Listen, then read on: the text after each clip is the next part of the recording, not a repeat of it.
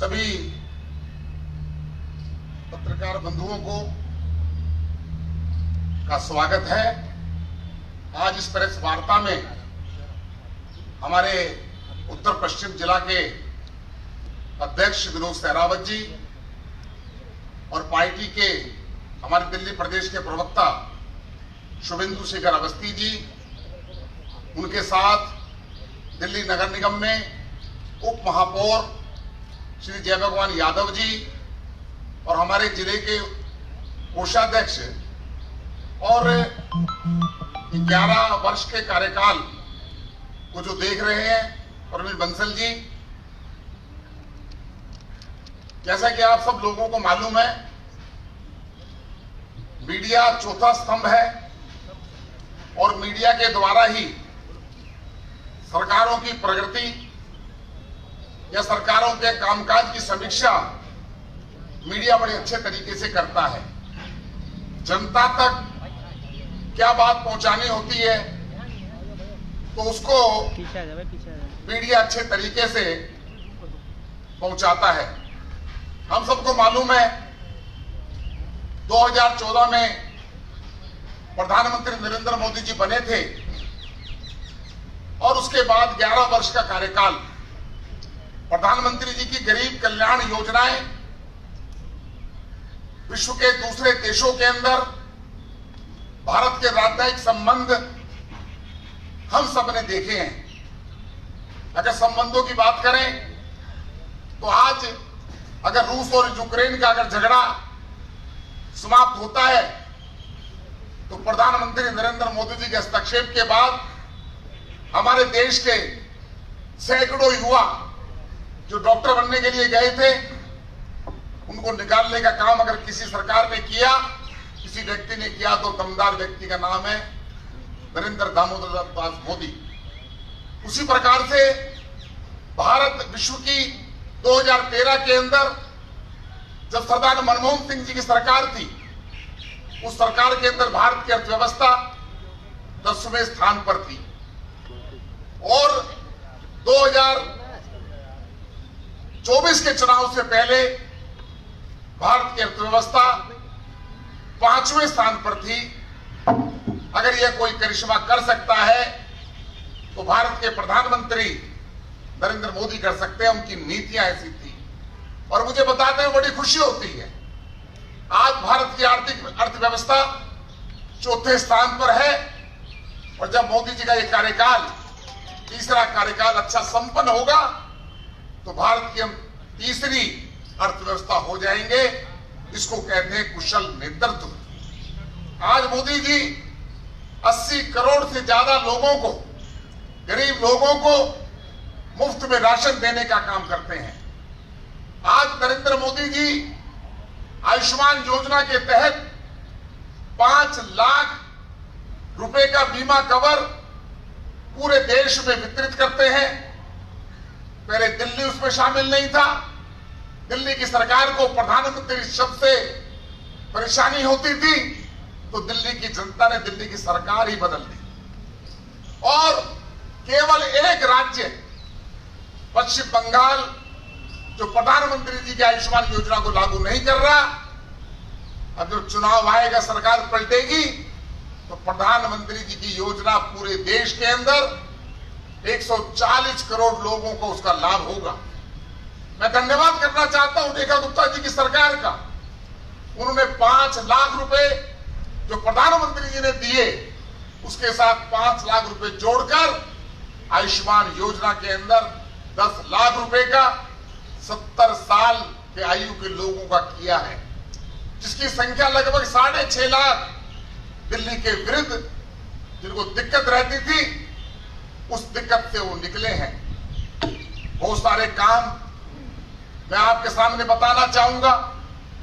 अगर दिल्ली और देश की सड़कों को देखें तो जिस प्रकार से देश की सड़कों का विकास हुआ है, आज विरोधी लोग भी नरेंद्र मोदी जी का और गडकरी साहब का लोहा मानते हैं कि करोड़ों अरबों रुपए की सड़कें, ऐसी सड़कें जो पिछले 10 साल कांग्रेस के शासनकाल के अंदर कुछ नहीं होता था। कितने एयरपोर्ट थे उस समय कितने एम्स थे, कितनी आईआईटी थी, कितनी आईटीआई थी, उनके अंदर लगभग 4 गुना की बढ़ोतरी देश के प्रधानमंत्री नरेंद्र मोदी जी ने की है। केवल एक एम्स बनाकर हमारे पूर्व सरकारें बड़ी खुश हुआ करती थी। आज हेल्थ एक बहुत जरूरी चीज है, उस पर जिस प्रकार से मोदी जी का उनकी सोच है, किसी भी व्यक्ति को अगर इलाज कराना हो उसके लिए सरकार के दरवाजे खुले होने चाहिए। जिस प्रकार गरीब लोगों को राशन देने की बात उन्होंने की है, आज देश 11 वर्षों के अंदर पूरे देश के अंदर नरेंद्र मोदी जी के कामों की जमकर चर्चा होती है। प्रधानमंत्री आवास योजना के तहत 4 करोड़ लोगों को मकान देने की बात अगर किसी ने की तो नरेंद्र मोदी जी ने की। हर घर जल योजना, ये हजारों परिवार ऐसे थे आजादी के अमृत काल में आते आते कि उनको नल से जल नहीं दिया जाता था। ये काम अगर किसी ने किया तो देश के प्रधानमंत्री नरेंद्र मोदी जी ने किया। हमारे गरीब पटरी वाले जिनको दिल्ली नगर निगम के माध्यम से 10,000 का लोन, और जब 10,000 का लोन वो उतार देंगे तो उसके बाद 20,000 का 50,000 तक का लाखों लोगों को स्वनिधि योजना के तहत उन्होंने लोगों को रोजगार बढ़ाने के लिए काम किया।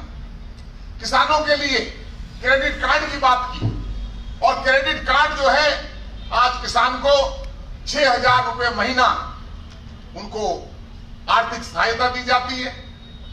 मैं उत्तराखंड के चुनाव में था आज से 2 वर्ष पहले, तो मैंने वहां एक छोटे किसान से पूछा, बोले 2,000 रुपए जो प्रधानमंत्री भेजते हैं उससे हम अपना बीज लाकर खेती करते हैं। छोटे छोटे किसानों के लिए 6,000 रुपया महीना उनके 3 टाइम उनके अकाउंट में चला जाता है, और पहले अकाउंट में जाने से पहले कहीं ना कहीं ब्रेक लगता था।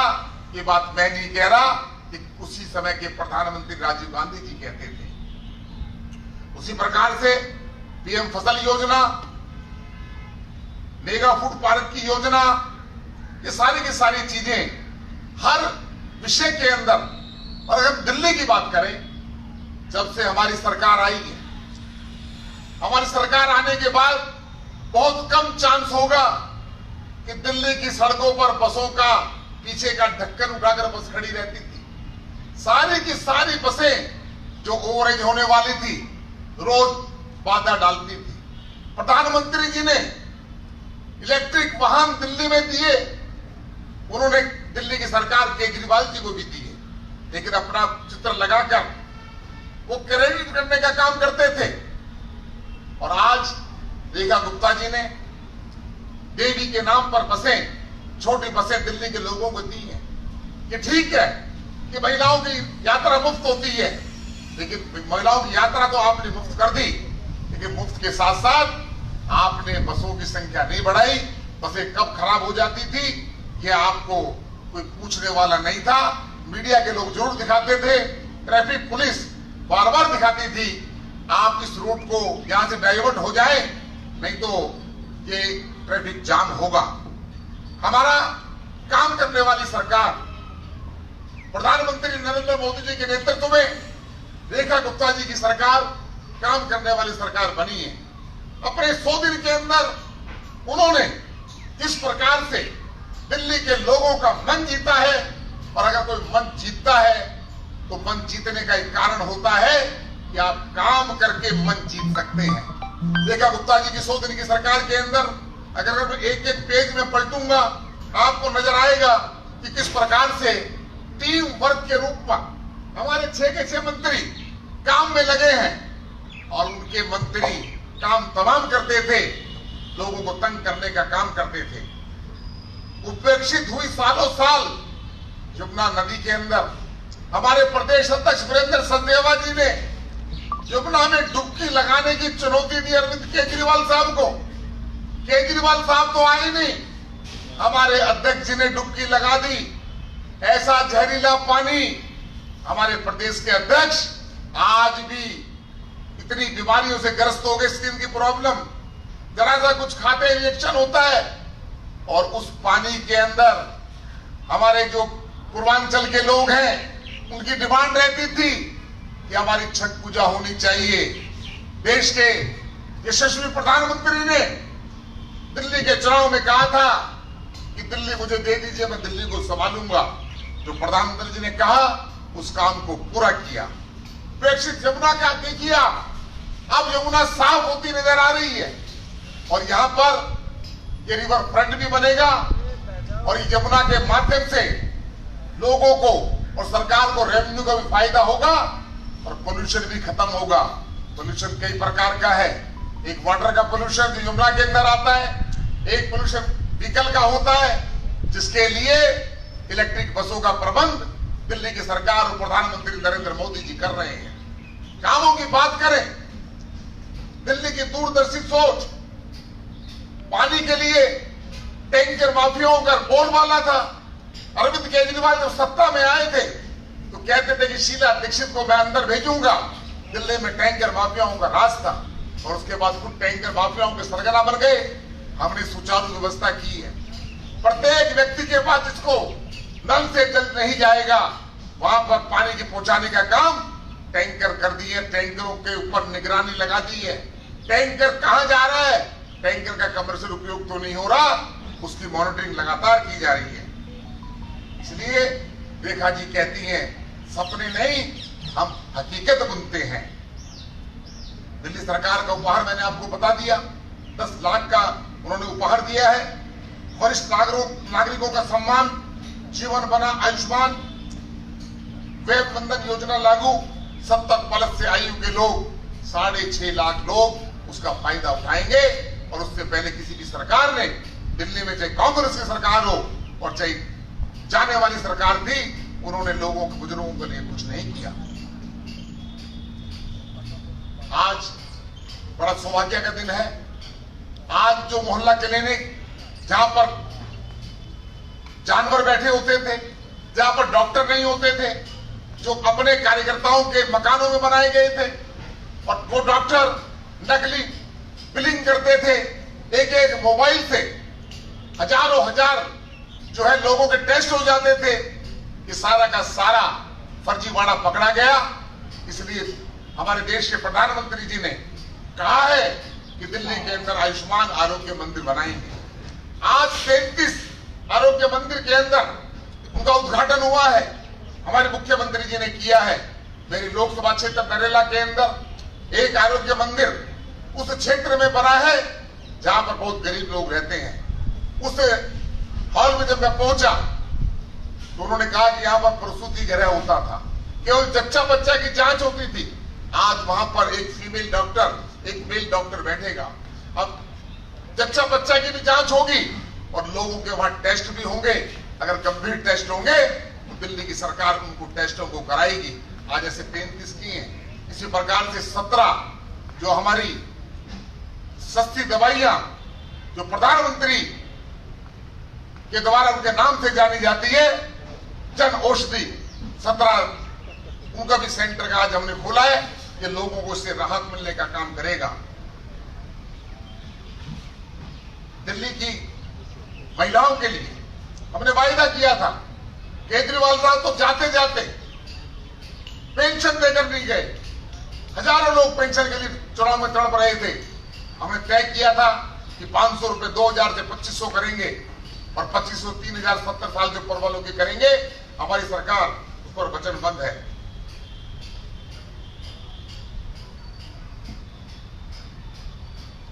इसलिए आज ये प्रेस कॉन्फ्रेंस मोदी जी के 11 साल के कामों का और दिल्ली के जो मैं आपको बता रहा था, बिजली साइड वाली ये बसें, ये दिल्ली के अंदर बसें चलेंगी तो लोगों को लगेगा कि प्रदूषण नहीं होगा। इसी प्रकार से लाखों पेड़ लगाने की योजना प्रधानमंत्री जी ने कहा, एक पेड़ मां के नाम, और पूरा देश एक पेड़ मां के नाम पर लग गया। मैं बताना चाहता हूं, हमारे बरसो लैंडफिल साइट जो मेरे पार्लियामेंट क्षेत्र के अंदर आती है, मैं आज से 2 महीने पहले गया था और 2 महीने के अंदर कई किलोमीटर उन्होंने साफ कर दी है।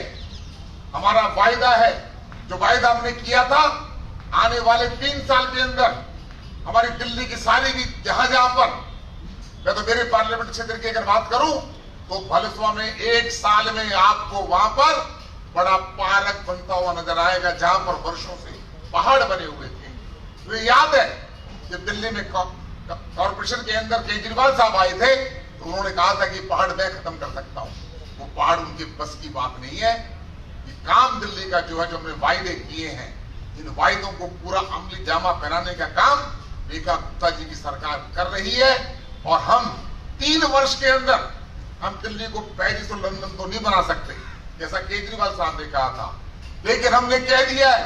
अभी बारिश आई थी, उस बारिश के अंदर वाटर लॉगिंग हुई है। 11 साल के अंदर नाली और नालों का काम हो रहा है। पहले फर्जी बिलिंग होती थी, अब अधिकारियों को लग रहा है अधिकारी नापे जाएंगे। कह दिया गया है आप दिल्ली के किसी भी कोने में चले जाएं, सिल्ट निकलती हुई नजर आएगी। और सिल्ट निकलती हुई नजर नहीं आएगी, दूसरे दिन आपको उठती हुई भी नजर आएगी। पहले कर्मचारी कहते थे कि गीली सिल्ट हम उठा नहीं सकते, ऐसा कानून कहता है। अरे 11 साल की सिल्ट तो सूखी ही निकलेगी, इसलिए उठ जाती है। एक भी समय लगेगा, लेकिन बारिश के अंदर पानी नहीं भरना चाहिए, वाटर लॉगिंग नहीं होनी चाहिए, ये हमारा प्रयास है। और जहां भी बारिश आई थी, अभी जहां जहां वाटर लॉगिंग हुई है, उस वाटर लॉगिंग पे एक अधिकारी को तैनात कर दिया गया है। उसकी रिस्पॉन्सिबिलिटी होगी, तो वो अधिकारी की जिम्मेदारी होगी उसको काम करना। मुझे याद है ये हमारा जो है कनॉट प्लेस में घुसने वाला अंडर ब्रिज, मिंटो ब्रिज, बसें डूब जाती थी। उस बारिश के अंदर दिल्ली सरकार के मंत्री प्रवेश शर्मा जी खड़े थे, पानी की बूंद नहीं रुकी, पानी की बूंद नहीं रुकी। अगर इरादे मजबूत हो तो काम हो सकता है। पत्रकार बंधुओं, आज हमारी प्रेस वार्ता इसलिए है कि 11 साल की मोदी जी की सरकार और पिछले 100 दिन की रेखा गुप्ता जी की सरकार जो दिल्ली और देश की काया पलट करने में लगी है, इसलिए आपके माध्यम से यह संदेश जनता तक जाना चाहिए, यह मैं आपके सामने निवेदन करना चाहता हूं। पत्रकारों, हमारे बीच में आउटर दिल्ली के भी जिला अध्यक्ष रामचंद्र सावरिया जी आ गए हैं। और मेरे को लगता है योगेंद्र जी, ये पहली पत्रकार वार्ता है जो आपके घर पे हुई। तो मैं विनोद सहरावत जी से अनुरोध करूंगा कि आज जो हमारे पत्रकार आए हुए हैं उनका धन्यवाद ज्ञापन करें, और आगे भी हम इस तरीके के कई कार्यक्रम करते रहेंगे। स्थान आज आपको दिखा दिया गया है, और इस धन्यवाद